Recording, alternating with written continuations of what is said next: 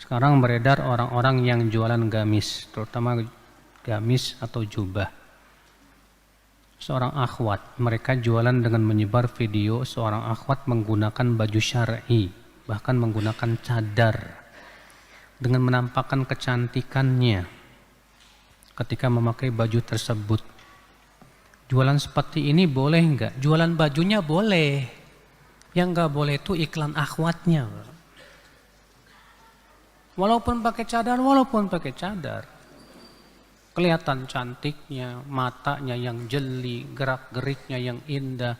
Ya akhi, Rasulullah mengatakan wanita itu datang dengan 4 setan, pergi dengan 8 setan. Fitnahnya gede. Antum kalau ngelihat iklan akhwat bercadar, pasti kalau antum normal Pak, ngebayang-bayangin, itu betapa cantiknya akhwat itu. Iya, kalau antum normal, kalau nggak normal beda lagi. Iya. Kenapa sih harus memperlihatkan? Kan bisa pakai manekin ya. Apa manekin tuh? Yang kayak patung-patungan itu yang nggak perlu ada wajahnya kan? Tinggal itu aja dijalanin, kutuk.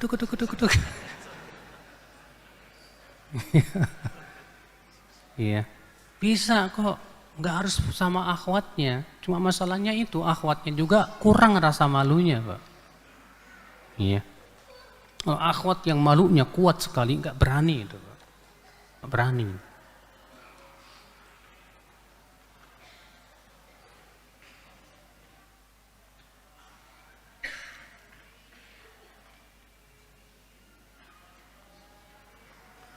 Ada anak punya 2 ATM, yang satu ada ribanya, yang kedua tidak ada ribanya.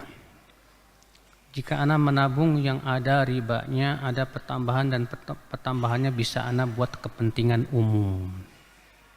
Yang lebih baik mana ya? Hatta buat kepentingan umum yang namanya riba, ya riba. Kata Rasulullah 1 dirham riba sama dengan 36 berzina. Ya. Jangan hanya sebatas melihat wah ini lumayan nih buat kepentingan umum. Ya akhi, buat kepentingan umum antum enggak pahala sama sekali. Karena Allah tidak menerima dari uang yang haram, tidak. Iya. Jadi yang lebih baik mana? Yang lebih baik ya udah yang enggak ada ribanya. Kalau antum bisa datang ke banknya, Pak, saya tolong bunganya jangan ada ya Pak. Enggak perlu ada bunganya. Sebagian bank ada Pak yang bersedia seperti itu. Tapi dengan perjanjian benar ya. Iya. Iya. Jadi kita tidak mengambil bunga sama sekali. Murni memang mau nabung aja. Sebagian bank ada itu. Iya.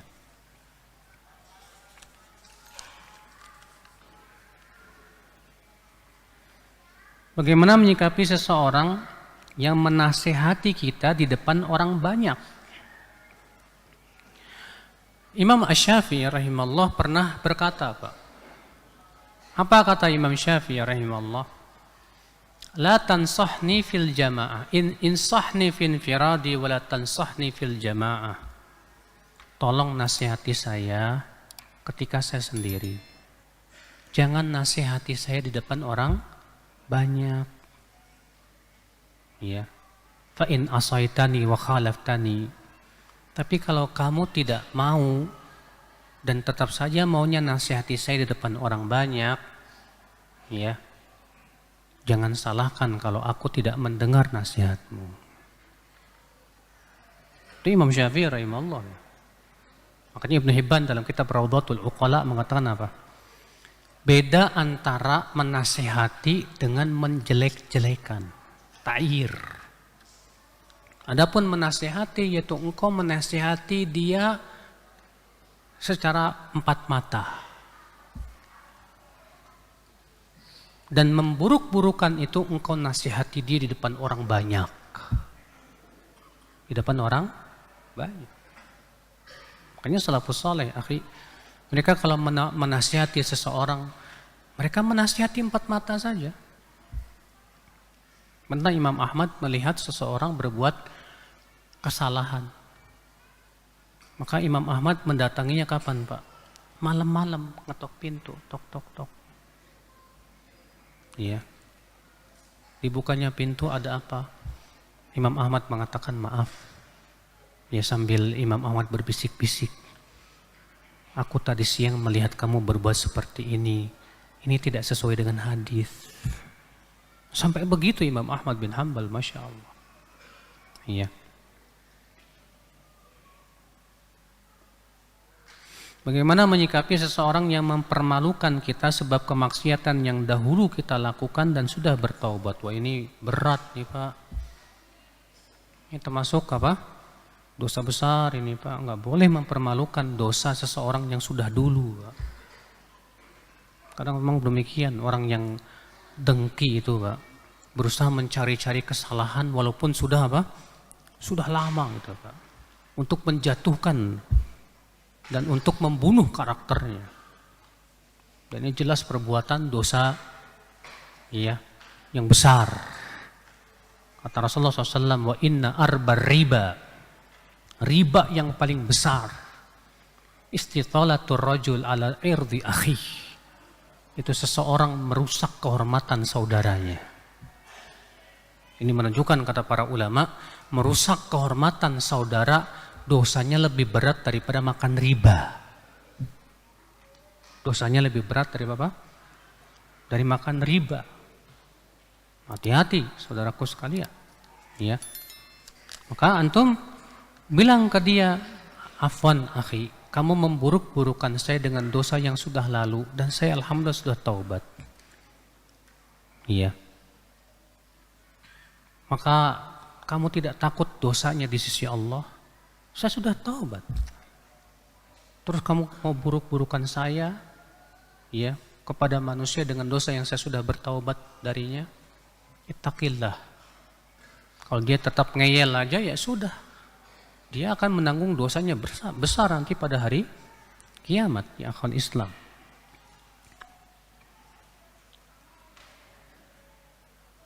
Istri saya kalau keluar rumah sering pakai bedak dan kadang lipstik walaupun tidak menor. Jika anak tegur jawabannya biar nggak kelihatan pucat. Bolehkah seperti itu Ustadz? Inilah Pak, banyak wanita itu Pak, niatnya sudah salah. Biar nggak kelihatan jelek, biar nggak kelihatan pucat, biar nggak, maksudnya sih tujuannya biar kelihatan cantik gitu loh. Ya. Cuma ngomongnya aja pinter, biar nggak kelihatan pucat. Ya. Biar nggak kelihatan pucat apa biar kelihatan cantik. Ini niatnya nggak bagus, nggak masalah mas. Kamu kelihatan pucat juga nggak masalah kok. Aku tetap mencintaimu. Iya, beritahu. Tapi terkadangnya begitu Pak. Perempuan tuh terkadang kalau sudah ngambek lupa sama iman Pak. Udahlah sedikit aja masa nggak boleh.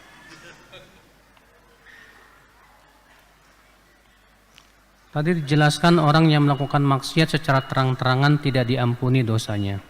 Bukan tidak diampuni dosanya Pak. Tidak dimaafkan artinya orang ini boleh digibah. Bukan tidak diampuni dosa, yang tidak diampuni dosa itu berbuatan syirik. Kalau ia mati di atasnya. Ya.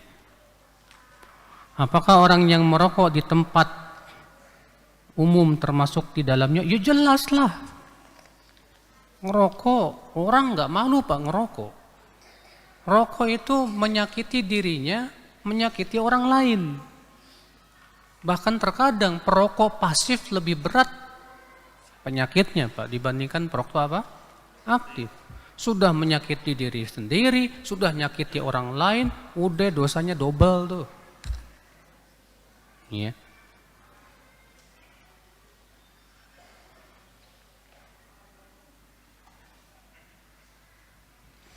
Apakah saat mandi wajib kerutan pusar yang biasanya di dalam ada kotoran, keringat atau daki wajib dibasuh, dibersihkan kotoran tersebut? Tidak wajib. Tapi kalau mau dibersihkan karena kotor ya bagus. Iya. Memang kita sangat dianjurkan untuk membersihkan.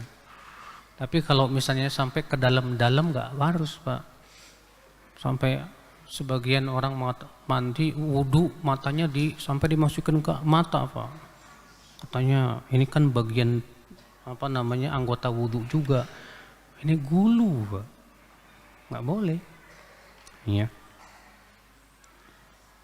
Makanya nggak ada riwayat Nabi SAW atau para sahabat kalau mandi airnya dimasukin ke pusar gitu. Nggak ada. Jika sulit bangun sepertiga malam dan ingin sholat sunnah sebelum tidur, sholat apa yang dilakukan? Witir aja. Karena disebutkan dalam riwayat Muslim bahwa Rasulullah SAW berwasiat kepada Abu Dzar, demikian pula kepada Abu Hurairah, untuk sholat witir sebelum tidur. Ya. Tapi kalau dia misalnya berat untuk bangun sepertiga malam dan mau tahajud di awal malam, boleh. Iya. Karena waktu tahajud itu dimulai setelah Isya sampai subuh.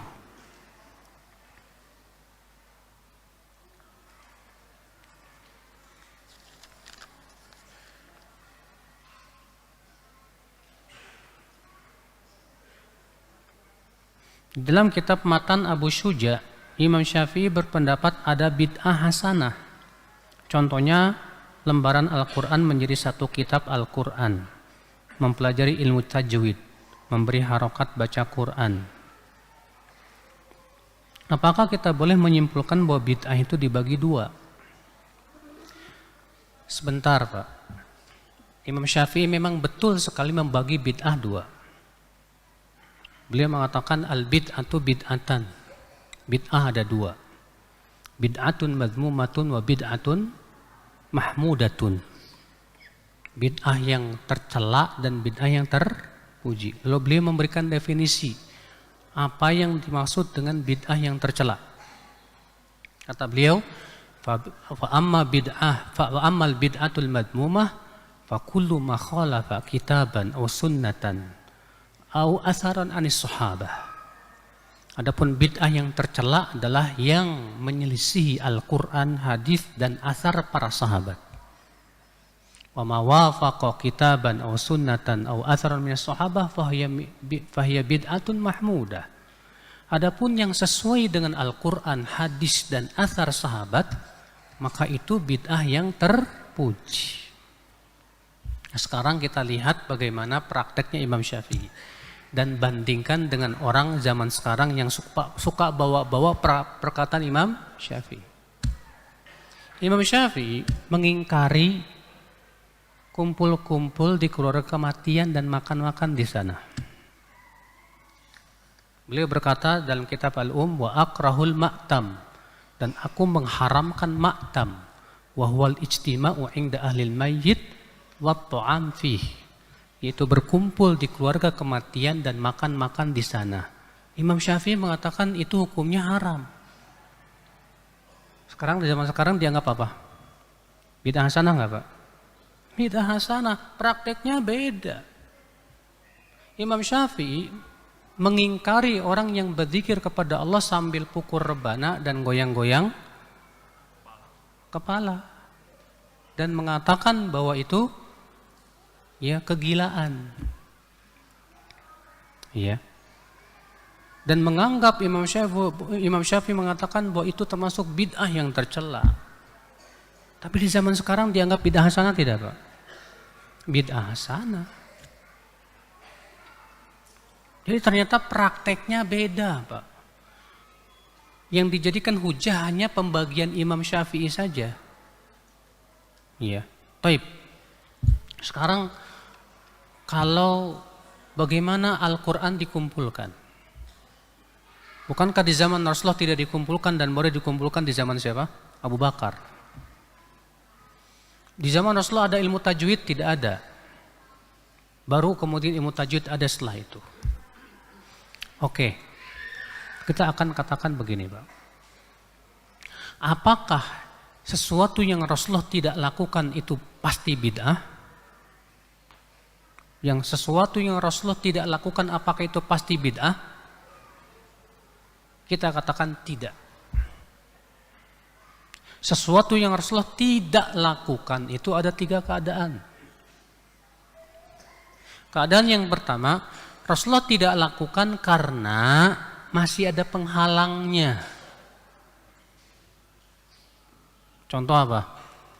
Dikumpulkannya Al-Quran. Kenapa di zaman Rasulullah tidak dibukukan Al-Quran tuh, Pak? Karena wahyu terus menerus apa? Turun. Sehingga belum sempat untuk dikumpulkan. Tapi Rasulullah sudah mengisyaratkan akan adanya mushaf. Dalam hadis sab'atun tajri li sahibihi, ada 7 amal yang terus mengalir pahalanya walaupun pelakunya sudah mati di kuburannya. Di antaranya 7 apa? Wa mushafun warrathahu. Mushaf Al-Quran yang diwariskan. Lihat, Rasulullah sudah mengatakan akan adanya apa? Mushaf. Iya. Bayangkan kalau Al-Quran tidak dikumpulkan, mudarat tidak, Pak? Besar mudaratnya, Pak. Al-Quran akan hilang, Pak. Oke, ini yang pertama, Pak. Rasulullah tidak lakukan karena masih ada penghalangnya. Contoh lagi, Nabi tidak melakukan sholat tarawih setiap malam bulan Ramadan berjamaah. Hanya 3 malam saja. Kenapa? Karena ada penghalangnya, yaitu takut diwajibkan. Di zaman Umar dilakukanlah sholat tarawih berjamaah tiap malam. Ya, kenapa? Karena penghalang ini sudah tidak ada, nggak mungkin lagi diwajibkan, dan ini disetujui oleh seluruh sahabat. Keadaan yang kedua, Nabi tidak melakukan karena belum ada sebabnya, belum ada pendorongnya, Pak. Nabi tidak lakukan karena belum dibutuhkan di zaman Nabi. Contoh misalnya ilmu tajwid belum dibutuhkan di zaman Nabi.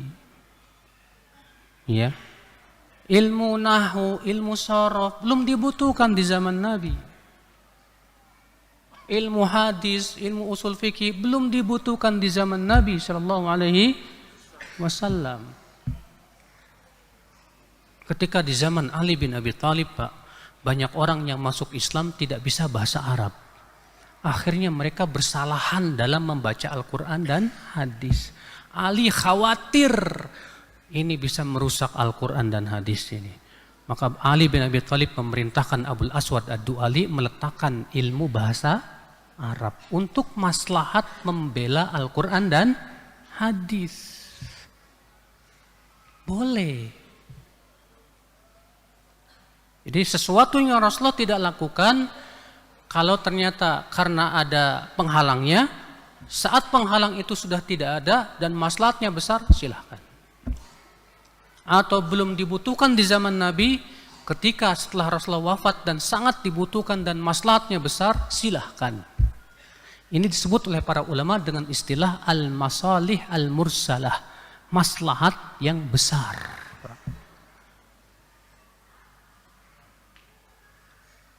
Paham tidak, Pak? Yang ketiga, Nabi tidak lakukan. Sementara di zaman Nabi nggak ada penghalangnya. Nabi mampu melakukan. Dan pendorongnya atau di zaman Nabi pun dibutuhkan. Ada pendorongnya, tapi tetap Nabi tidak melakukan. Contohnya apa? Adzan untuk sholat Idul Fitri dan Idul Adha. Nabi mampu tidak menyuruh Bilal untuk adzan, Pak? Sangat mampu. Dibutuhkan enggak adzan untuk Idul Fitri Idul Adha? Dibutuhkan supaya orang apa?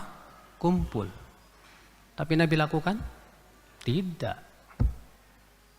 Maka melakukannya itu termasuk bid'ah.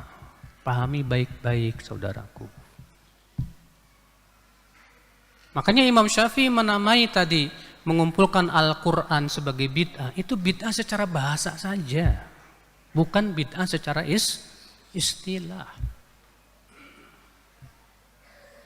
Bedakan Pak. Tadi sudah saya sebutkan, kalau ilmu nahwu nggak ada, berantakan nih orang baca Quran. Mudarat besar tidak? Besar. Kalau Al-Quran tidak dibukukan, akan hilang Al-Quran dari dada manusia. Mudarat besar nggak Pak? Besar. Sekarang bandingkan, kalau maulid Nabi nggak ada, mudarat nggak? Enggak ada mudarat sama sekali. Kalau istilahnya maulid Nabi tujuannya untuk mencintai Nabi. Mencintai Nabi kan bisa setiap hari mempelajari hadis, mengamalkannya. Oh, maulid Nabi itu untuk mengingat perjuangan Nabi. Mengingat perjuangan Nabi kan jangan setahun sekali dong, setiap hari. Dengan mempelajari sirah Rasulullah Sallallahu Alaihi Wasallam. Bedakan ini saudaraku sekalian. Orang yang diberikan oleh Allah kefakihan pasti dia akan bisa bedakan itu Pak, antara ini dan itu. Ustaz, bagaimana kalau berniat poligami walaupun mustahil dikerjakan karena takut sama istri, apakah dengan niat itu saya dapat pahala? Poligami kata Imam Ibnu Katsir pada asalnya mubah. Poligami pada asalnya apa?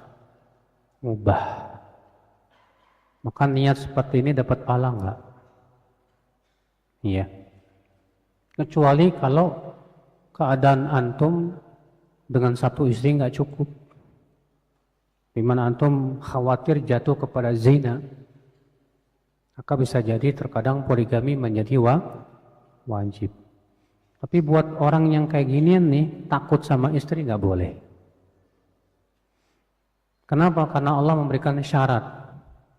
Fa in khiftum alla ta'dilu fawahidah.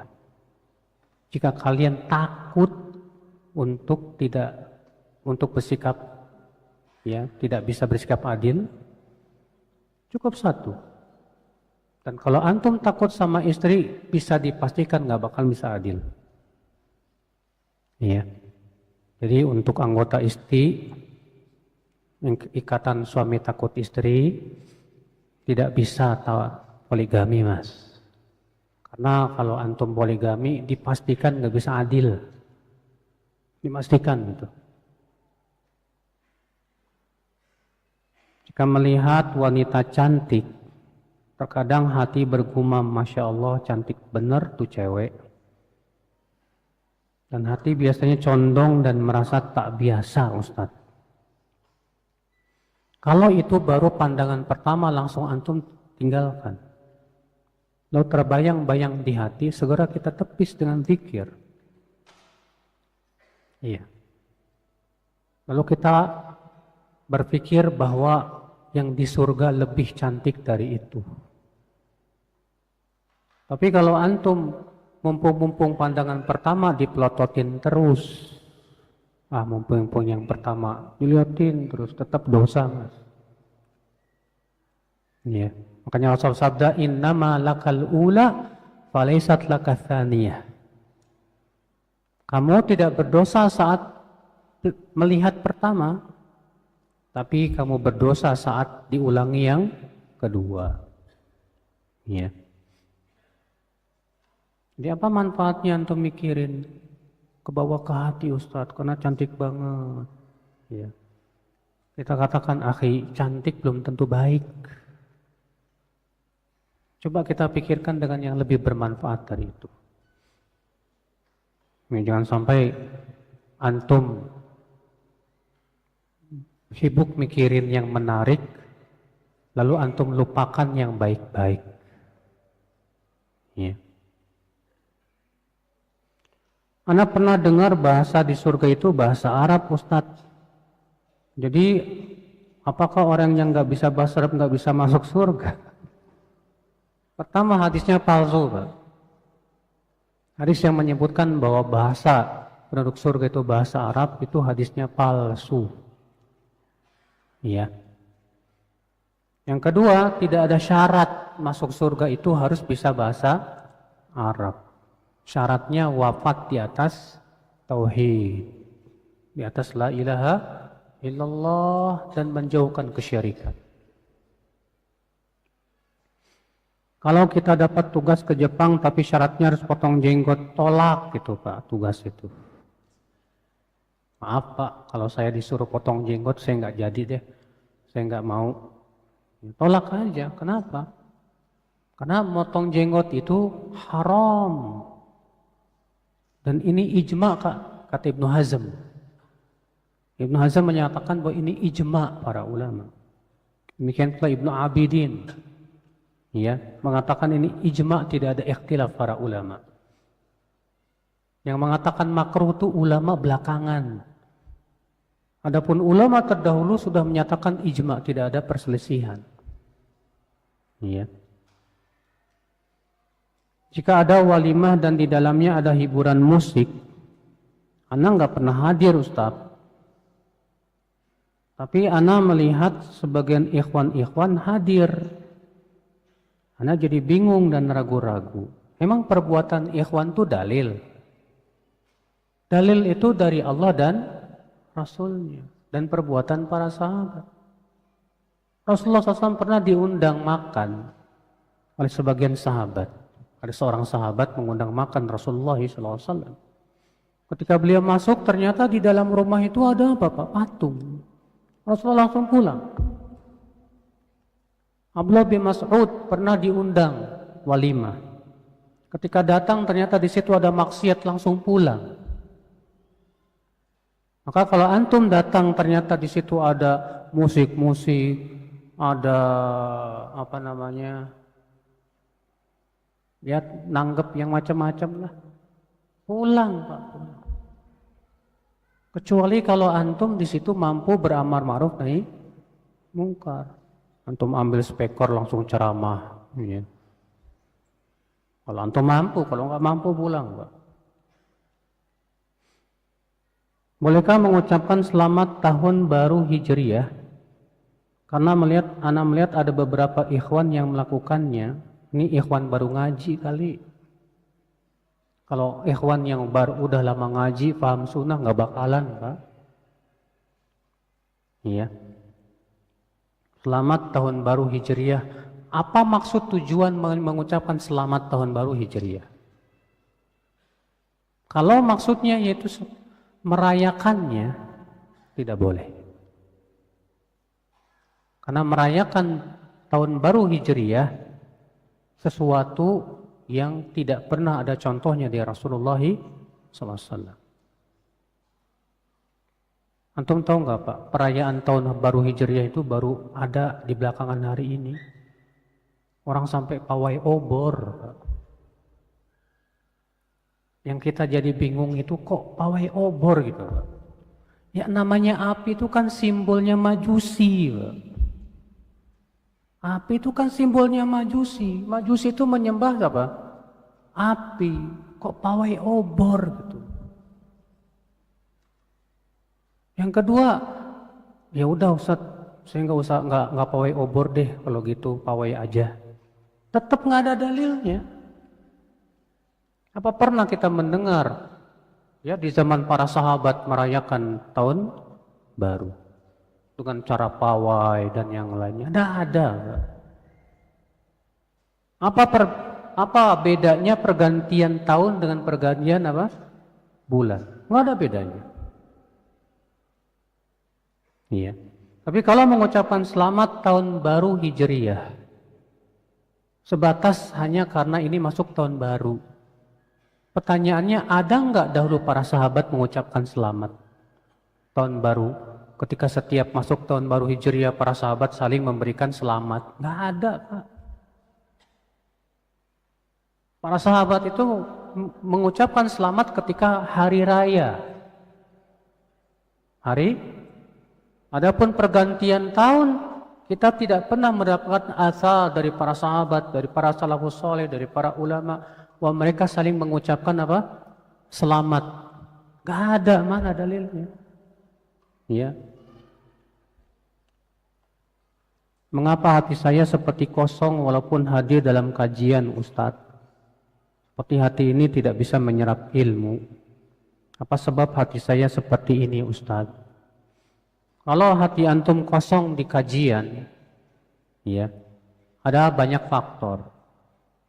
Faktor yang pertama, lagi banyak pikiran. Akhirnya antum bawa di kajian. Faktor yang kedua, ya, antum tidak ada kesungguhan untuk mendengar ceramah. Dan niat antum bisa jadi kurang benar. Faktor yang ketiga, karena kita kurang cinta kepada ilmu.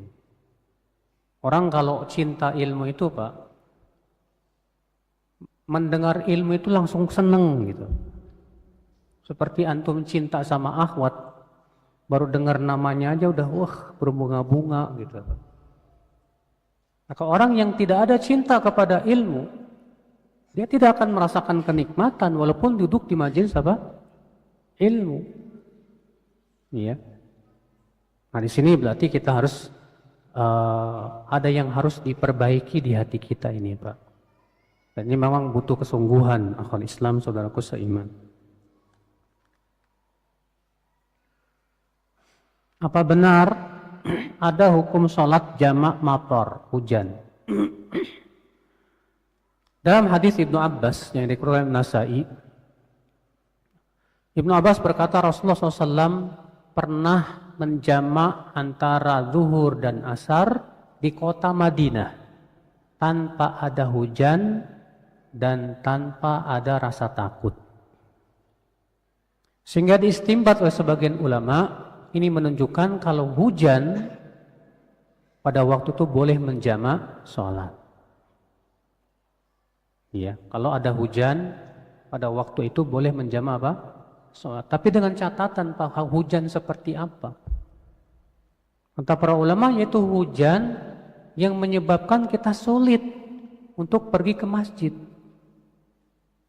Karena misalnya sangat lebat sehingga jalan jadi becek dan yang lainnya, maka yang seperti ini nggak masalah. Ya, kita jamak dua sholat. Yang kedua, menjamaknya bersama imam di masjid. Adapun kalau imam tidak jamak, jangan jamak juga. Ya, karena para sahabat menjamaknya bersama siapa? Rasulullah sallallahu alaihi wasallam.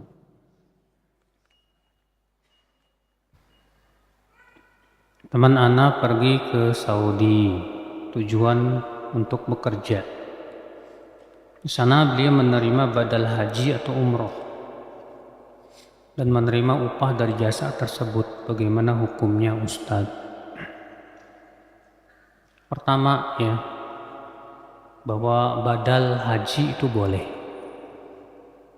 Disebutkan dalam riwayat Tirmidzi, bahwa Nabi SAW mendengar seseorang berkata labbaik an syubrumah.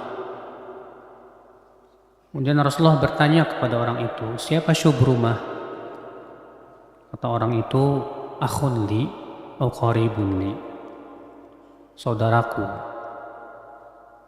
Lalu Rasulullah SAW bersabda, hajjajta an nafsik, kamu sudah menghajikan dirimu? Kata syubrumah, belum. Kata Rasulullah, hujja an nafsik thumma hujja an syubrumah. Hajikan dulu diri kamu, baru kemudian setelah itu hajikan buat siapa? Syubrumah. Itu menunjukkan bahwa badal haji ada tidak? Dan dikiaskan kepada haji umroh karena sama. Iya. Maka kalau dia membadalkan orang lain, boleh. Membadalkan orang lain apa? Boleh. Kalau dia dikasih uang nih buat badal fulan, ya dia terima dari hasilnya, boleh saja. Walaupun sebetulnya yang paling utama adalah dia tidak tidak menerima upah dari membadalkan. Tapi kalau memang butuh duit ya untuk berupa perjalanan, transportasi dan yang lainnya, nggak masalah. Bagaimana caranya agar tidak takut masa depan, Ustaz? dan galau hati. Takut masa depan itu akibat kurang tawakal, Mas. Iya. Imam Asy-Syafi'i rahimahullah, sebagaimana disebutkan oleh Imam Baihaqi dalam Manaqib Al-Imam Asy-Syafi'i, menyebutkan orang yang selalu ketakutan, takut ya kecelakaan, takut miskin dan yang lainnya, ini masuk dalam suudzon kepada Allah. Termasuk apa? Suudzon kepada Allah. Kenapa kita harus takut dengan masa depan? Bukankah kita punya Allah? Apakah Allah akan sia-siakan kita, Mas? Bukankah Allah Maha Penyayang kepada hamba-hambanya? Bukankah Allah yang memberikan rezeki kepada kita? Kenapa kita harus takut dengan masa depan? Yang kita pikirkan tuh masa depan di akhirat, Mas. Adapun masa depan di dunia, rezeki udah Allah tuliskan di Lauhul Mahfuz sampai meninggal dunia. Rasulullah SAW sabda apa? Lan tamuta nafsun hatta tastawfiya rizqaha. Jiwa tidak akan mati sampai sempurna rezekinya.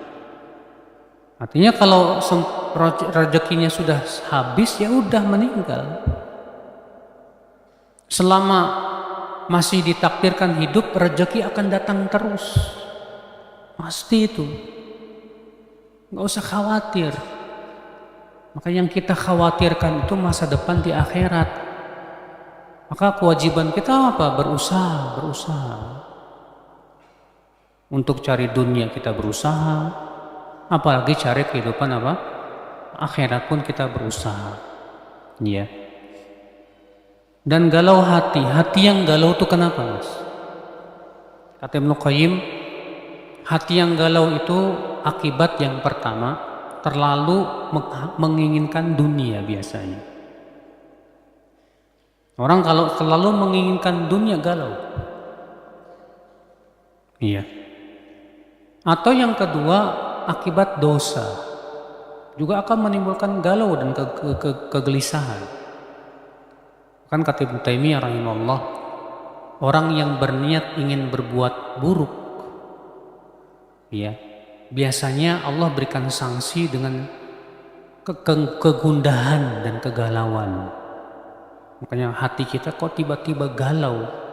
Biasanya akibat itu, terkadang kita punya niat-niat yang gak baik. Iya. Akibat dosa dan yang lainnya.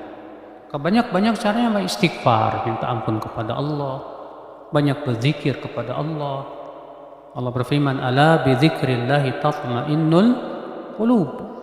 Ketahuilah zikir kepada Allah itu menenteramkan hati. Iya. Tolong beri nasihat pada istri-istri yang suka ngangkat suaranya di hadapan suami. Umar bin Khattab aja juga ngadu ke Rasulullah begitu, Mas. Iya. Jangankan antum, Rasulullah SAW juga menghadapi yang sama dari sebagian istrinya. Iya. Makanya kata Abu Dzar Al-Ghifari, bukanlah suami yang baik itu adalah yang tidak pernah menyakiti hati istrinya, tapi suami yang baik itu adalah yang sabar menghadapi gangguannya. Kenapa? Karena wanita itu memang bengkok. Antum harus sadari wanita itu memang apa? Bengkok. Ya. Rasulullah SAW sabda apa? Istausu bin nisa'i khaira. Berbuat baiklah kepada para wanita. Fa innahunna khuliqna min dhila' wa inna a'waja syai'in min adh-dhila' a'lah. Karena mereka itu tercipta dari tulang rusuk, dan tulang rusuk yang paling bengkok itu yang paling atas. Fa in dhahabta tuqimah kasartah. Kalau kamu paksa untuk lempeng, patah. Wa in taraktaha lam tazal a'waj. Kalau kamu biarkan tetap bengkok. Caranya gimana menghadapi istri yang bengkok? Wanita itu, tulang yang bengkok itu. Istausu bin nisa'i khairan. Berbuat baiklah kepada mereka. Imam Al-Qurtubi, ya, Imam Al-Baghawi ketika membawakan hadis ini dalam kitab Syarhus Sunnah, beliau menyebut dengan judul apa? Bab Mudahanatun Nisa. Bab merayu wanita. Iya. Jadi memang antum sebagai seorang suami, laki-laki itu Pak, diberikan oleh Allah kelebihan akal. Dan kekurangannya wanita itu kurang akal. Tapi hebatnya wanita walaupun kurang akal bisa menghilangkan akal laki-laki yang kuat, Pak. Maka Rasulullah SAW sabda, "Ma ra'aitu min naqisati aqlin wa din adhab li lubbir rajulil hazim min ihdakun."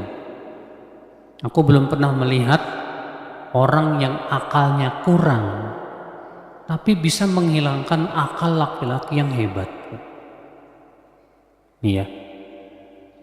Nah, menghadapi istri yang kayak ginian ini sekali lagi butuh kesabaran, tetap bersikap baik, memberikan nasihat. Karena yang menghadapi kayak ginian bukan cuma antum, para sahabat pun menghadapin. Sampai Umar berkata kepada Rasulullah, "Hai Rasulullah, dahulu istri-istri kita waktu di Mekah, ya, mereka baik-baik. Setelah kita hijrah dan bergaul dengan wanita Ansor, dan ternyata wanita Ansor itu apa? Istilahnya begitu Pak, ya, suka cerewet, suka ngebales ucapan apa? Suami." Umar mengeluh ke Rasulullah SAW. Ya, maka Rasulullah pun kemudian mengizinkan para suami memukul istri. Rupanya keesokan harinya pada datang perempuan banyak ke rumah Rasulullah SAW, mengadukan suami-suami mereka. Ya, maka Rasulullah SAW sabda apa? Khairukum li ahli wa ana khairukum li ahli. Sebaik-baik kalian adalah yang terbaik untuk siapa? Istrinya. Dan aku yang paling baik untuk istriku, kata Rasulullah SAW. Nah ini Mas, jadi kalau masalah mengangkat suara di depan suami, bukan cuma antum yang menghadapi, para sahabat menghadapinya. Nah, antum sebagai seorang suami laki-laki itu jangan kayak perempuan. Kalau perempuan, kata Rasulullah SAW, banyak yang masuk neraka gara-gara apa? Suami udah banyak berbuat baik, gara-gara satu kesalahan dia lupakan kebaikan apa? Suami. Nah, antum ternyata suami kayak gitu. Istri sudah banyak berbuat baik sama antum, gara-gara satu kesalahan antum lupakan semua kebaikan istri. Nah ente laki-laki apa perempuan? Ya, kalau antum punya sifat seperti itu, berarti kejantanan antum diragukan, Mas. Ya, lelaki yang jantan tuh yang kuat menghadapi istri kekurangannya, bukan mudah marah-marah, main pukul dan yang lainnya. Allah, itu bukan sebaik-baiknya laki-laki. Ketika nadar, apakah harus diucapkan dengan lisan? Iya, harus. Itu syarat nadar. Ya, tidak cukup dalam hati, tidak cukup. Harus dia mengatakan dengan lisannya, nadar, aku bernadar. Ketika kita ziarah kubur, apakah mayat yang di dalam kubur tahu jika dia sedang diziarahi?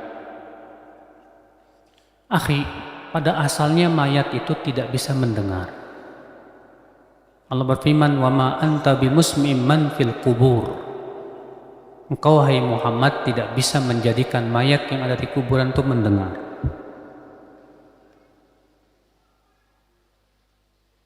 Kecuali yang ditunjukkan oleh dalil. Seperti Rasulullah bersabda, mayat masih mendengar suara terompah kaki orang-orang yang mengantarnya. Tapi batasi hanya sampai di situ aja. Karena masalah ini kan masalah gaib, bukan Mas? Masalah gaib nggak bisa dikiaskan. Ya, masalah gaib tidak bisa apa? Dikiaskan. Jadi cukup imani sesuai yang ditunjukkan oleh dalil saja. Adapun mayat pada asalnya dia tidak bisa mendengar. Iya.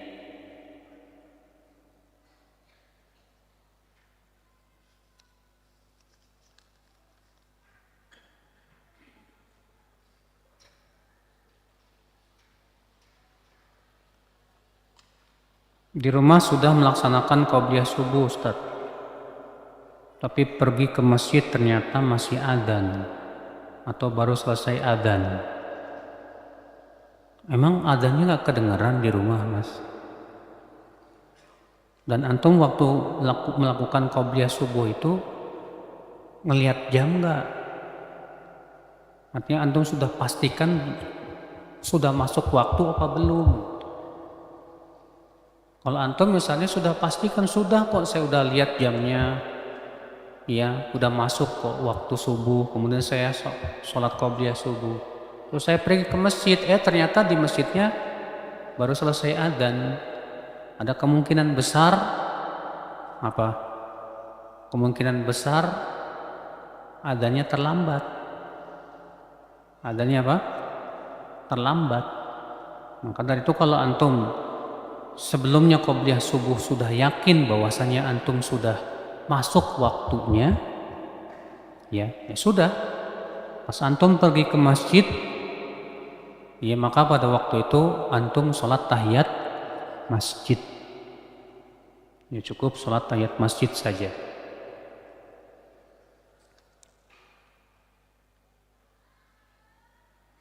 Dalam membaiat pemimpin yang sah, apakah harus dilafadzkan atau cukup dalam hati? Dan apakah yang harus di hadapan pemimpin tersebut? Yang membaiat itu Pak Ahlul Hilli wal Aqd, lembaga yang didirikan oleh pemerintah. Ya. Merekalah yang membaiat si imam tersebut. Kalau di Indonesia biasanya pakai Al-Quran begini. Disumpah, itu sebetulnya termasuk baiat. Ya. Adapun rakyatnya itu cukup diwakilkan saja. Kata Syekh Utsaimin rahimahullah, wajib setiap rakyat meyakini bahwa ia adalah pemimpinnya. Maka siapa, kata Syekh Utsaimin, yang meyakini dia bukan pemimpin saya, berarti dia sudah keluar dari ketaatan. Dia sudah apa? Keluar dari ketaatan dan masuk dalam hadis Nabi SAW, man kharaja ala sultani shibran famata famitatan jahiliyah. Siapa yang keluar dari pemimpin atau dari penguasa sejengkal saja lalu ia meninggal, maka matinya bangkai jahiliyah. Ya. Antum mungkin pernah membaca kisah Imam Ahmad yang disiksa kan? Disiksa 2 tahun hanya untuk mengatakan Al-Quran apa? Makhluk. Setelah beliau dilepaskan dan pulang ke rumahnya, para fuqaha Baghdad kumpul, para ulama Baghdad kumpul. Lalu mereka berkata, kita harus memberontak.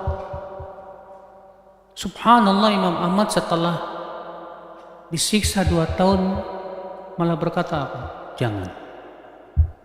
Ad-dima. Jangan sampai darah kaum muslimin yang terkucur. Padahal beliau sudah disiksa 2 tahun. Iya. Kita ini nggak pernah disiksa, alhamdulillah. Bahkan kita alhamdulillah dibiarkan. Kita bisa bebas sholat, bisa adzan dan yang lainnya, alhamdulillah. Iya. Karena itu sabar ya, akhi, sabar sambil mendoakan kebaikan buat mereka. Doakan selalu supaya mereka diberikan hidayah. Ya. Karena itu merupakan manhaj Ahlussunnah wal Jamaah.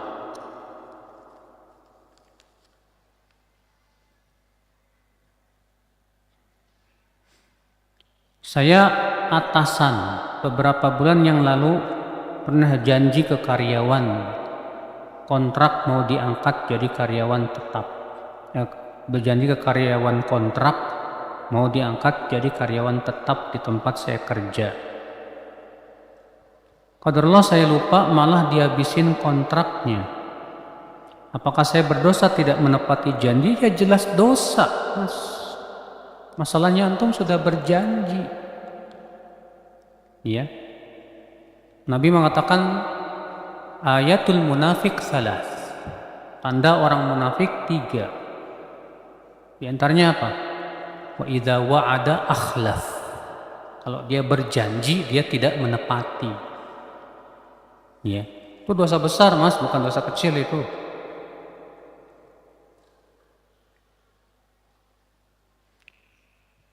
Doa adalah ibadah dan ibadah hanya kepada Allah.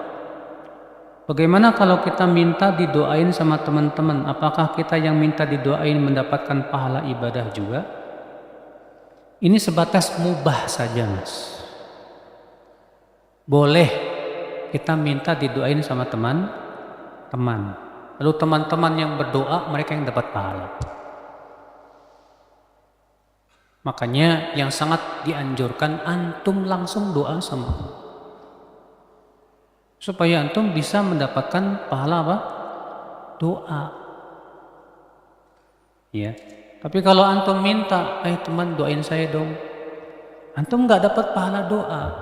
Yang dapat pahala doa siapa? Dia, teman antum. Ya. Makanya Allah berfirman, ud'uni astajib lakum. Berdoalah kepadaku, langsung kepada Allah. Niscaya aku akan ijabah buat kamu. Kadang ada orang, Pak, kalau minta langsung kepada Allah kurang pede katanya. Saya ini kurang pede kalau langsung berdoa, saya banyak dosa. Kalau kamu kan orangnya soleh. Kita katakan ini termasuk su'udzon sama Allah. Termasuk apa? Su'udzon sama Allah Subhanahu wa ta'ala. Apa yang harus dilakukan saat kita sedang masbuk, tiba-tiba ada orang yang menupuk dari belakang? Ini sebetulnya masalah khilafiyah di kalangan para ulama. Itu tentang bolehkah melakukan jamaah kedua setelah jamaah pertama. Jumhur berpendapat boleh. Iya, dalilnya hadis. Rasulullah SAW pernah setelah selesai sholat berjamaah, ada satu orang datang dan belum sholat. Lalu Rasulullah bersabda, ya, man tasaddaqa lihada, siapa yang mau bersedekah untuk orang ini. Lalu beberapa sahabat sholat menjadi makmum bersama dia. Kata jumhur, ini menunjukkan Nabi mengizinkan adanya jamaah yang kedua. Demikian pula berdasarkan perbuatan Anas bin Malik, bahwa Anas bin Malik datang ke masjid bersama beberapa temannya. Ternyata orang-orang sudah selesai sholat berjamaah. Maka Anas kemudian menyuruh iqamah lalu sholat berjamaah lagi. Sedangkan Imam Asy-Syafi'i pendapatnya makruh. Dia membuat jamaah yang keberapa? Yang kedua. Iya. Alasannya hadis Ibnu Mas'ud, yaitu bahwasanya Rasulullah SAW pernah pulang dari suatu keperluan dan didapati orang-orang sudah selesai sholat berjamaah. Lalu kemudian Rasulullah pulang ke rumahnya dan sholat bersama istri. Sehingga kata Imam Syafi'i, makruh hukumnya mengadakan jamaah yang kedua. Iya. Dan di antara ilatnya adalah karena itu dikhawatirkan akan menimbulkan perpecahan. Iya. Dan pendapat yang dirojihkan oleh Syekh Albani rahimahullah ini pendapat Imam Syafi'i. Demikian pula oleh murid-muridnya. Iya, kenapa alasannya? Pertama berdasarkan hadis Ibnu Mas'ud tadi. Yang kedua, kalaulah boleh ada jamaah kedua, berarti boleh ada jamaah ketiga, keempat, kelima, keenam, ketujuh, sampai 100 nggak ada bilangannya. Dan ini akan mengakibatkan orang akhirnya menganggap remeh sholat berjamaah. Nanti aja saya mau ikut jamaah yang ke-50. Nah, ini kan ya akan membuka pintu apa? Ya, ketidakbaikan. Ya. Allahu a'lam. Saya pernah ikut mentertawakan teman yang mengolok-olok baca Al-Quran. Apakah saya termasuk orang yang menghina ayat-ayat Allah? Antum wajib taubat.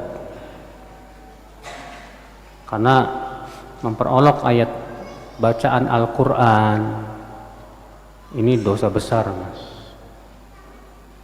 Kalau tujuannya memperolok itu artinya menghina Al-Quran, murtad dia dari agama Islam. Iya. Karena ini masalahnya istihza biddin, istihza bi ayatillah, mengolok-olok ayat-ayat Allah. Allah berfirman, "Qul abillahi wa ayatihi wa rasulihi kuntum tastahzi'un la ta'tadiru qad kafartum ba'da imanikum." Katakan, apakah kepada Allah, ayat-ayatnya, Rasulnya kalian memperolok? Jangan pernah kalian meminta uzur lagi, karena kalian telah kafir setelah keimanan kalian. Tapi kalau orangnya tidak tahu tentang hukumnya, ya, maka yang seperti ini kita ajarkan bahwa itu tidak boleh, haram hukumnya.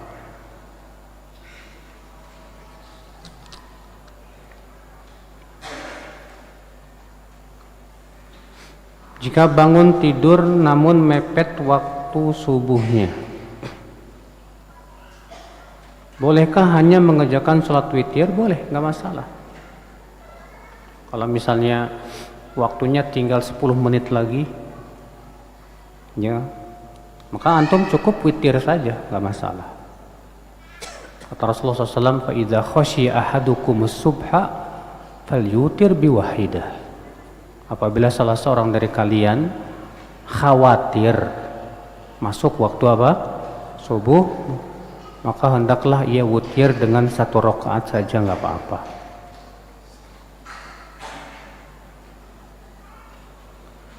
Salat yang 1 kali tahiyat, bolehkah kadang duduknya iftirash, kadang tawarruk? Ini plan namanya, Pak.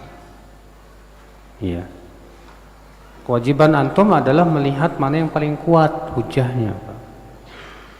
Kalau saya lebih menguatkan pendapat yang mengatakan bahwa untuk tahiyat yang 1 tahiyat saja, maka duduknya iftirash. Iya. Dan di mana apa dalilnya itu? Perkataan Aisyah radhiyallahu anha, wa kana Rasulullah SAW idza jalasa fi raq'ataini yaqulu at-tahiyyah wa kana yafrishu rijlahul yusra wa yansibu rijlahul yumna. Adalah Rasulullah SAW apabila duduk di 2 rakaat, beliau tahiyat dan duduknya iftirash. Duduknya apa? Iftirash. Demikian pula dalam hadis Malik bin Huwairith yang dikeluarkan oleh Nasai dalam sunannya ketika menyifati tentang sholat Rasulullah 2 rakaat. Disebutkan di situ yaitu beliau duduk iftirash. Ya. Maka dikiaskan kepada sholat 2 rakaat itu semua yang memiliki satu tahiyat, wallahu a'lam.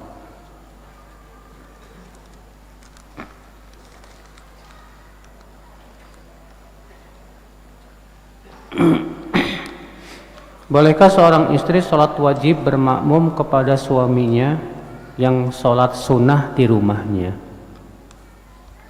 Saya belum dapat contohnya nih Pak, dari Rasulullah dan para sahabatnya, bahwa para istri Nabi ya ketika Rasulullah sholat sunnah di rumahnya, kemudian istrinya bermakmum di belakang Rasulullah SAW. Saya belum dapat contohnya.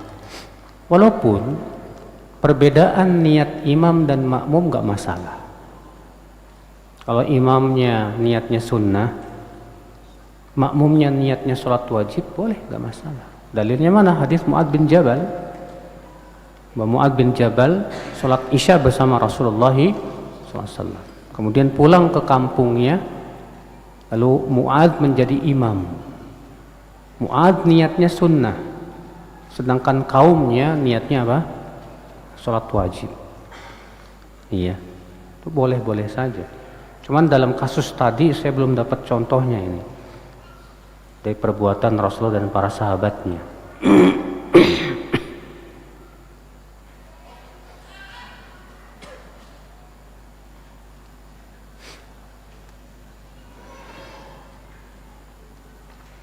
Lebih utama mana? Sholat di masjid dekat rumah tapi banyak bid'ahnya, atau sholat di masjid yang sesuai sunnah tapi jauh jaraknya? Ada hadis Nabi mengatakan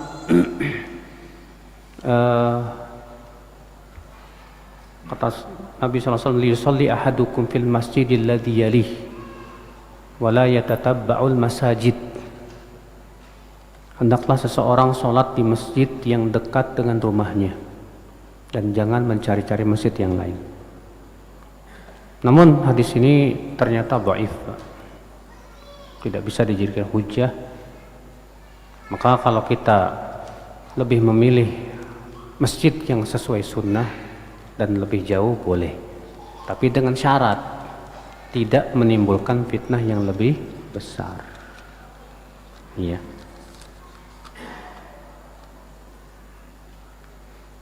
Ini panjang banget ini. Nanti ya, yang panjang-panjang nanti. Bolehkah memakai baju berwarna merah? Ikhtilaf para ulama. Sebagian mengharamkan berdasarkan adanya hadis yang melarang memakai baju merah. Sebagian mengatakan boleh dengan alasan bahwa Rasulullah pernah dan dalam beberapa hadis disebutkan memakai baju merah, sehingga terdapat pertentangan antara sabda dengan perbuatan. Sebagian lagi mengkompromikan, dan yang mengkompromikan juga berbeda pendapat bagaimana tata cara mengkompromikannya. Ibnu Qayyim mengatakan bahwa larangan memakai baju merah itu kalau merahnya murni 100%. Adapun kalau tercampur nggak apa-apa. Sebagian ulama berpendapat larangan memakai baju merah itu kalau merahnya sangat mencolok. Adapun merah yang tidak mencolok nggak apa-apa. Namun wallahu a'lam, saya lebih condong kepada pendapat yang mengatakan boleh, dan bahwasanya larangan memakai baju merah itu sudah dimansukh, sudah dihapus hukumnya. Allahu a'lam.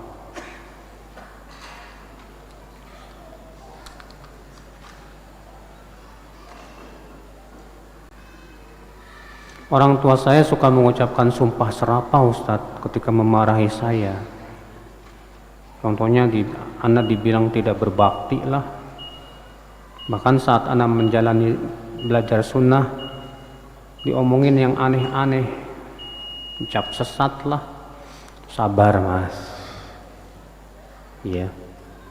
Kalau ternyata orang tua antum marah gara-gara antum ngikutin sunnah, antum tidak disebut durhaka sama orang tua. Berarti yang salah bukan antum, siapa? Orang tua antum. Ya sudah, sabar aja. Sambil terus antum berbakti sama orang tua. Adapun orang tua kemudian melarang antum berjenggot misalnya, melarang antum mengikuti sunnah, tidak boleh menaati orang tua dalam perkara maksiat. Sabar, sabar. Sambil berdoa mudah-mudahan Allah berikan hidayah kepada orang tua antum itu. Al-Ahzab ayat 33, Ustaz, hendaklah kamu tetap di rumahmu dan janganlah kamu berhias dan bertingkah laku seperti orang-orang jahiliyah. Sesungguhnya Allah bermaksud menghilangkan dosa dari kamu wahai ahlul bait dan membersihkan kamu sebersih-bersihnya. Ustaz, apakah ayat ini khusus ahlul bait? Ibu, dalam kaidah ilmu tafsir ada sebuah kaidah yang perlu ibu ketahui. Apa itu? Al-ibratu bi umumil lafadz la bi khususis sabab. Yang dianggap itu keumuman lafaz bukan kekhususan sebab. Ya. Ini ayat walaupun memang untuk ahli bait, tapi ini berlaku untuk seluruh mukminin dan mukminat, terutama kaum mukminat. Ya. Makanya jangan kita melihat dari sisi sebabnya saja ya. Ya, karena kata para ulama yang kita lihat itu keumuman lafaznya, bukan kepada kekhususan sebab. Ya. Berapa banyak ayat-ayat yang menyuruh kepada Nabi, tapi ternyata berlaku juga untuk umat Islam. Ya. Contohnya Allah mengatakan, Abasa wa tawalla an ja'ahul a'ma wa ma yudrika la'allahu yazakka. Muhammad berpaling dan bermuka masam hanya karena datang kepadanya orang buta. Ya. Apa kamu tidak tahu barangkali ia ingin menyucikan dirinya? Ini ayat turun tentang Rasulullah SAW yang berpaling dari Ibnu Maktum. Tapi itu ayat menjadi pelajaran untuk kaum muslimin seluruhnya sampai hari kiamat. Agar kita jangan menganggap remeh siapapun yang ingin meminta untuk diajarkan agama. Walaupun dia orang buta, ingin diajarkan agama, ajarkan dia. Ya. Banyak sekali ayat-ayat yang turun untuk khusus yang kepada sebagian sahabat, tapi maknanya umum untuk seluruhnya. Iya, umum untuk seluruhnya. Sebutkan dalam hadis ya, bahwa Allah Subhanahu wa taala menurunkan firman-Nya, Innal hasanat yudhibun as-sayyi'at. Sesungguhnya kebaikan itu menghilangkan keburukan. Itu turun kepada sebagian sahabat yang melakukan dosa. Kemudian ya dia pun membalasnya dengan kebaikan. Padahal ayat itu umum belum lafaznya. Maka dari itu ibu ya, kaidah dalam menafsirkan adalah yaitu yang dianggap itu keumuman lafaz bukan kekhususan sebab. Ya. Jadi itu tidak khusus untuk ahli bait, tidak.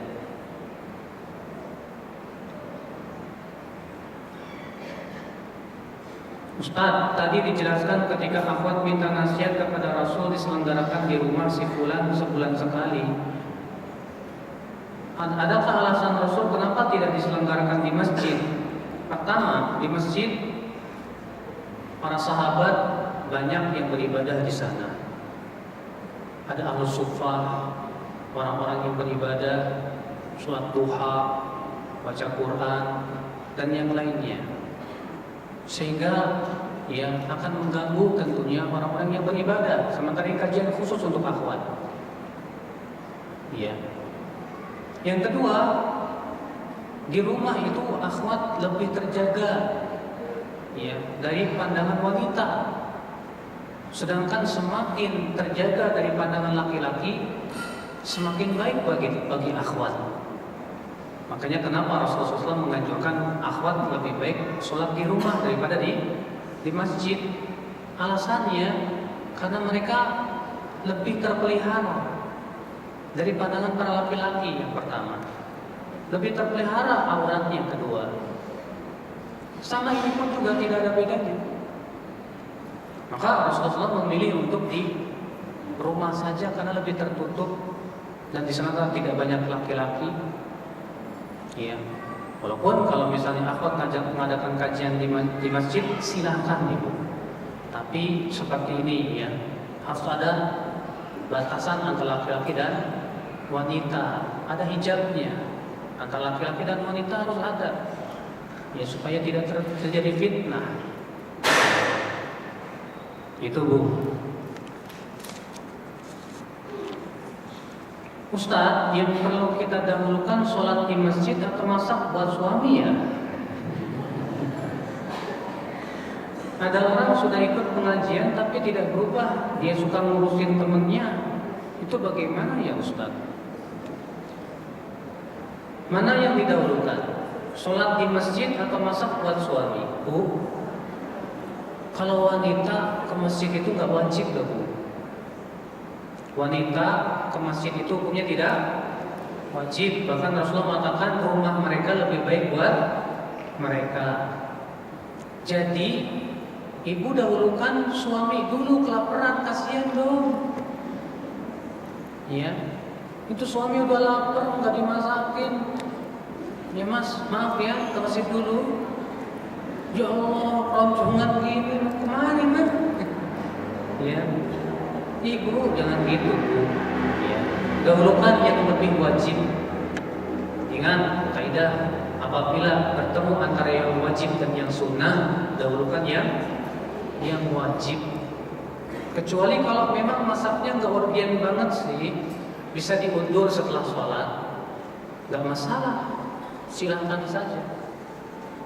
Ada orang yang sudah ikut pengajian tapi tidak berubah, suka ngurusin orang. Ngurusin maksudnya apa sih Bu? Kalau ngurusin artinya dia membantu orang lain, ya, memperhatikan kebutuhannya. Itu bagus banget kalau ngurusin seperti itu. Tapi kalau ngurusin artinya suka gibah sama orang, ya, yang dia pikirkan kesalahan orang itu, wah ini nggak bagus, berarti ilmunya nggak bermanfaat. Selama ini dia ngaji ngapain? Kalau ternyata mulutnya masih suka menggibah orang. Akhwat yang sudah ngaji itu harus lebih bertakwa daripada yang belum ngaji Bu. Jangan sampai sama antara yang udah ngaji dengan yang belum ngaji. Yang udah ngaji lisannya lebih terjaga, lebih takut kepada Allah. Setiap kali dia mau bergibah, astagfirullah, ini takut, ini gibah, ini dosa. Ini arti tandanya ilmunya bermanfaat buat dia. Tapi udah ngaji, lisannya tambah tajam, tambah kasar, la ilaha illallah. Dikemanakan ilmunya kalau begitu? Apa dia tidak tahu bagaimana Rasulullah lembutnya? Bahkan terhadap orang Yahudi saja bagaimana sikap Rasulullah SAW. Iya. Maka dari itu Ibu, ya, kalau kita udah ngaji, coba introspeksi diri. Sudah berapa itu yang sudah kita amalkan? Ya? Jangan sampai semangat kita ngaji tapi tidak semangat mengamalkan. Jangan sampai ilmu kita hanya sebatas di otak saja, tapi tidak terpatri dalam kehidupan. Makanya Imam Syafi'i mengatakan apa? Innamal ilmu ma nafa' wa laysa ma hufiz. Ilmu itu hakikatnya adalah yang bermanfaat, bukan yang sebatas dihafal. Jadi ilmu itu hakikatnya yang bermanfaat untuk kehidupan kita, yang terpatri dalam jiwa kita dan terlihat dalam amal ibadah kita, Ibu. Ya.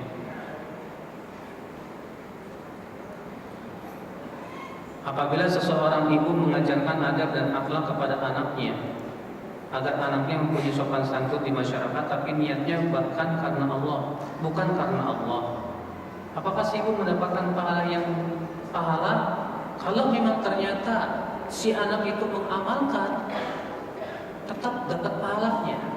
Karena Rasulullah bersabda, "Man sanna fil Islami sunnatan hasanah, falahu ajruha wa ajru man 'amila biha min ghairi an yunqasa min ujurihim syai'an. Rawahu Muslim. Siapa yang memberikan contoh yang baik dalam Islam, maka dia dapat pahalanya dan pahala orang-orang yang mengikutinya tanpa dikurangi dari pahala mereka sedikit pun juga. Kalau si ibu nasihati anaknya supaya berakhlak baik bukan karena Allah, nasihatnya nggak dapat pahala. Tapi pengaruh anak itu ternyata dia mengamalkannya, nah dari situ dia dapat pahala. Iya. Ustaz, jika kita punya sahabat sejak kecil seorang laki-laki, Ustaz, yang mana beliau pun sudah berkeluarga dan kami saling mengenal antara keluarga kami, yang mana selama ini saling berbagi. Bagaimana tuh hukumnya Ustaz? Harus bagaimana dong saya harus bersikap? Bilang ke dia, walaupun kamu teman saya dari kecil, tapi syariat itu harus kita jaga. Bukan jangan sampai hanya karena dia teman dari kecil, lantas syariat Allah gugur semuanya. Ya, tetap adab-adab yang Allah telah perintahkan jaga. Jaga ibu sudah punya suami. Jangan ibu berkilah kepada suami, dia teman saya dari kecil, nggak bisa. Allah dan Rasulnya lebih dahulukan daripada sebatas pertemanan dari kecil. Allah yang memerintahkan kita jangan berbaur ikhtilat antara laki-laki dan wanita. Allah yang memerintahkan agar laki-laki menundukkan pandangannya. Tetap jaga adab-adabnya ibu. Adapun ibu berbuat baik, membantu dia seizin suami, silakan. Tapi untuk ibu kemudian ya bersikap seperti ibu anak-anak waktu kecil, bebas dengan dia bergaul, lah jangan ibu. Ya, ingat kita hamba Allah. Ingat kita ini tujuannya masuk surga. Ya, maka taati Allah, taati Rasulnya. Ustaz mau tanya terkait jilbab dan cadar. Kita sudah mengetahui jika jilbab hukumnya wajib bagi setiap muslimah. Yang membuat saya masih bimbang adalah kewajiban dari memakai cadar. Menurut Ustaz, apakah benar cadar adalah wajib? Ikhtilaf para ulama, terjadi perselisihan para ulama. Sebagian ulama mengatakan wajib. Di antara ulama Indonesia yang mewajibkan itu adalah Kiai Haji Hashim Al-Asy'ari. Ya, beliau yang mendirikan NU Nahdlatul Ulama. Beliau mewajibkan cadar. Bahkan pesantren yang setia mengikuti beliau masih mewajibkan cadar. Di Bogor sana ada sebuah pesantren dan mereka mengatakan bahwa kami pengikut setia Kiai Haji Hashim Asy'ari. Itu santriwatinya pakai cadar semua. Iya, dan memang betul. Dan ini pendapat sebagian ulama ya. Alasannya katanya apa? Karena kalau kaki saja harus ditutup padahal itu aurat. Padahal fitnah wajah lebih daripada fitnah kaki. Ibu, ya, bapak-bapak lebih terfitnah melihat wajah atau melihat kakinya, Pak? Kaki itu di sini, ya, pasti akan lebih terlihat wajah daripada kaki. Lah kaki saja harus ditutup, apalagi wajah. Sementara sebagian ulama dari pendapat jumhur dan kepada pendapat ini saya contoh insyaallah bahwa cadar itu tidak wajib, tapi hukumnya sunnah yang ditekankan. Dasarnya bahwa di zaman Nabi banyak sahabat yang tidak pakai cadar dan Nabi tidak melarang. Contoh diantaranya hadis bahwa ketika Idul Fitr Rasulullah SAW setelah khutbah di laki-laki pergilah ke bagian wanita bersama Bilal. Kemudian Rasulullah SAW bersabda, wahai para wanita bersedekahlah, karena aku melihat kalian itu kebanyakan dari penduduk neraka. Kemudian kata Bilal, lalu ada seorang wanita yang pipinya kemerah-merahan berdiri dan berkata, hai Rasulullah, apakah mereka itu karena kafir kepada Allah? Kata Rasulullah, tidak, tapi mereka kafir kepada suami. Suami sudah banyak berbuat kebaikan, tapi gara-gara satu kesalahan si wanita berkata, aku tidak pernah melihat kamu berbuat kebaikan. Iya. Lihat, Bilal mengatakan wanita tersebut pipinya kemerahan, berarti nggak pakai cadar. Iya. Maka dan banyak lagi hadis-hadis yang sahih yang menunjukkan bahwa cadar itu tidak wajib. Namun kata-kata tidak wajib bukan berarti tidak sunnah. Justru itu sunnah, bahkan sunnah muakkadah yang sangat ditekankan. Kalau ibu memang sudah bisa pakai cadar, kalau bisa pakailah. Pahalanya besar. Tapi kalau ibu belum mampu, ya udah, insya Allah dimaafkan. Namun ya semaksimal mungkin untuk bisa pakai, kalau bisa, ya. Jadi cadar itu pendapat yang saya kuatkan itu hukumnya sunnah saja, tidak sampai wajib. Wallahu a'lam.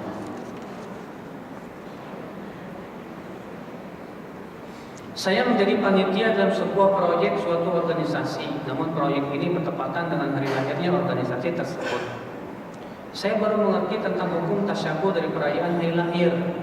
Jadi apakah saya harus keluar dari kepanitiaan atau tetap melanjutkan dengan pertimbangan saya ada di bidang medical check up yang bisa dibilang memberi manfaat kepada orang banyak? Jika saya bisa keluar dengan syarat membayar denda hingga ratusan ribu bahkan juta, mana yang harus saya pilih? Ya. Pertama ibu, kalau hanya sebatas bertepatan dengan hari lahir organisasi tersebut, dan organisasi tersebut kemudian membuat sebuah kepanitiaan ataupun kegiatan, dan itu kegiatan bermanfaat insya Allah untuk manusia, saya memandang boleh ibu lakukan tanpa ada niat untuk merayakan, tapi untuk memberikan manfaat untuk manusia saja.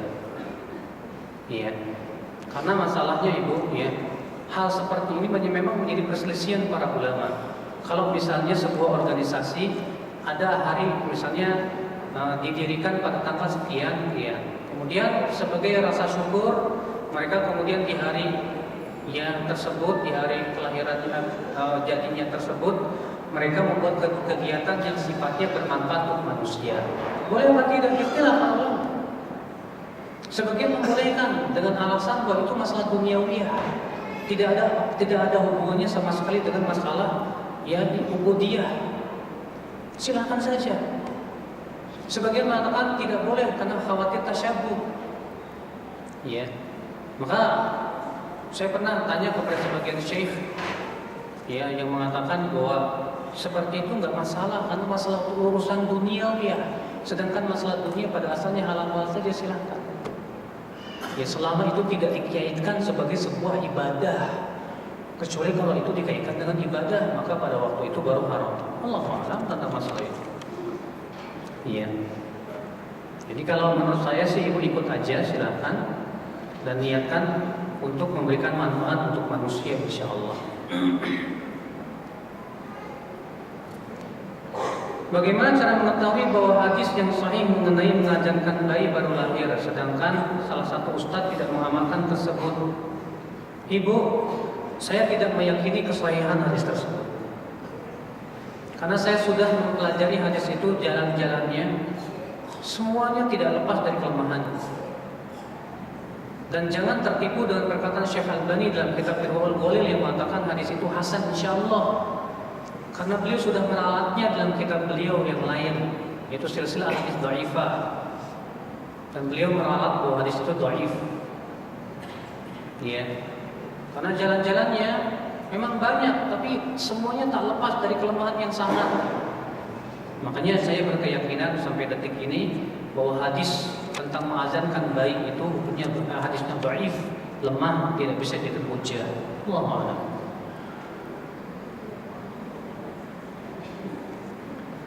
Ustaz, saya fakir ilmu agama yang ingin belajar sunnah lebih banyak. Karena keterbatasan waktu, saya sedang proses membuat orang tua bangga untuk gelar dokter. Saya mengaji rutin setiap minggu dengan ustadz yang terbilang masih fleksibel, tidak menghitam putihkan. Tapi saya butuh ilmu dasarnya seperti tauhid, thaharah, salat dan lain-lain. Apakah saya harus mencari ustadz lain sedangkan yang ustadz sunnah sibuk dakwah di kajian yang besar? Ibu, yang pertama, Ibu harus punya semangat untuk walaupun cuma seminggu duduk di majelis taklim, nggak masalah. Ya. Yang kedua, ibu berusaha untuk memilih ustadz, jangan sampai sembarangan. Karena kaidah yang mengatakan ambil dari setiap ustadz apa saja, ustadz mana saja, ini kaidah yang tidak dibenarkan oleh dalil. Ya, karena Rasulullah sabda inna min asyratis sa'ah, di antara tanda hari kiamat, an yultamasal ilmu indal asatir. Ilmu itu diambil dari al-asatir. Rasulullah mengatakan di antara tanda hari kiamat, ilmu diambil dari al-asatir. Apa yang dimaksud dengan al-asatir? Abdullah bin Mubarak perawi hadis itu berkata, hum ahlul bidah, yaitu orang-orang yang menyimpang pemikirannya. Maka seluruh ulama, sebagaimana dinukil oleh Syekh Ibrahim Dr. Ibrahim Ar-Ruhaili dalam kitab beliau Mauqif Ahlussunnah, semua sepakat bahwa tidak boleh menuntut ilmu dari orang yang mempunyai pemikiran yang menyimpang. Ini kesepakatan seluruh ulama itu. Abdullah bin Umar berkata, dina, inama huwa damuka wa lahmuk. Agamamu, jagalah, ialah darah dagingmu. Khudh 'anil ladina istaqamu wa la ta'khudh 'anil ladina malu. Ambil dari orang yang lurus dan jangan kamu ambil dari orang yang menyimpang, kata beliau. Namun ibu, memang ada orang yang mengatakan begini, lihat apa yang dia ucapkan, jangan lihat siapa yang mengucapkan. Ini kaidah bukan untuk menuntut ilmu, tapi menerima nasihat. Kalau yang memberikan nasihat kepada kita setan pun, kalau memang isinya benar, nggak masalah, terima. Sebagaimana pernah ada setan berkata kepada Abu Hurairah, Abu Hurairah, maukah aku ajarkan kepada kamu bacaan yang kalau kamu baca sebelum tidur, kamu akan terlindung dari setan sampai pagi. Kata Abu Hurairah, apa itu? Baca ayat kursi. Di pagi harinya Abu Hurairah lapor ke Rasulullah. Apa kata Rasulullah? Sadaqaka wa huwa kadzub. Kali ini dia benar walaupun dia tukang dusta. Kemudian Rasul bersabda, hai Abu Hurairah, kamu tahu nggak siapa yang mengucapkan itu? Nggak tahu ya Rasulullah, itu setan. Yang mengucapkan setan, tapi yang diucapkan benar. Rasulullah membenarkan. Tapi apa Rasulullah berkata kepada Abu Hurairah, silahkan belajar ke setan. Kan ini menunjukkan beda Bu, antara kaidah menerima nasihat dengan kaidah duduk di majelis taklim. Karena majelis taklim kita mengambil ilmu itu harus dari orang yang mumpuni, pertama, ahlinya. Ya. Yang kedua, lurus akidah dan manhajnya. Jangan sampai kita ikut terbawa syubhatnya. Jangan sampai. Iya. Maka ibu harus ada bersungguh-sungguh. Habis ustaz yang misalnya yang lurus akidahnya, manhajnya, sunnahnya, sibuk dengan kajian besar. Kata siapa? Enggak. Banyak kok mereka bikin kajian-kajian rutin, datang itu. Ya, kalau bisa seminggu sekali, walaupun cuma seminggu sekali nggak masalah. Datangi majelis taklimnya. Ibu kan punya mobil, punya, alhamdulillah. Bu, Imam Ahmad untuk menuntut ilmu dari Baghdad jalan kaki Bu ke Yaman. Ya, beliau mau menuntut ilmu kepada Imam Abdul Razak As-San'ani, seorang imam yang masya Allah thiqah, tinggalnya di Son'a di Yaman. Sementara Imam Ahmad di Baghdad, akhirnya beliau jalan kaki. Di zaman dahulu para ulama ibu berjalan, ya, bulanan, harian, hanya untuk mengambil ilmu, bahkan satu hadis. Jabir bin Abdullah berjalan dengan unta 1 bulan hanya untuk mengambil satu hadis dari seorang sahabat yang bernama Abdullah bin Unaisah. Satu hadis itu tentang adab minta izin. Setelah sampai kepada rumahnya Abdullah bin Unaisah pun kemudian menyampaikan hadis, langsung waktu itu pulang lagi ke kota Madinah. Hanya satu hadis, beliau berjalan 2 bulan. Kenapa ibu tidak bisa? Ibu punya mobil? Punya, alhamdulillah. Luangkan waktu ibu untuk duduk di majelis taklim dia. Iya, bisa insyaallah Bu.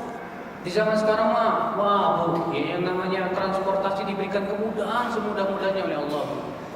Kalau di zaman dahulu pakai onta, zaman sekarang pakai Innova. Zaman dahulu pakai keledai, zaman sekarang pakai kudanya Mitsubishi. Ya, ini rasa syukur kita kepada Allah, gunakan. alatlah transportasi itu untuk kita ya menggali ilmu dan terus menggali ilmu Allah Subhanahu wa taala. Allahu a'lam, semoga yang saya sampaikan bermanfaat. Mohon maaf ya tidak lama ya saya menyampaikan, tapi mudah-mudahan yang sedikit ini bermanfaat.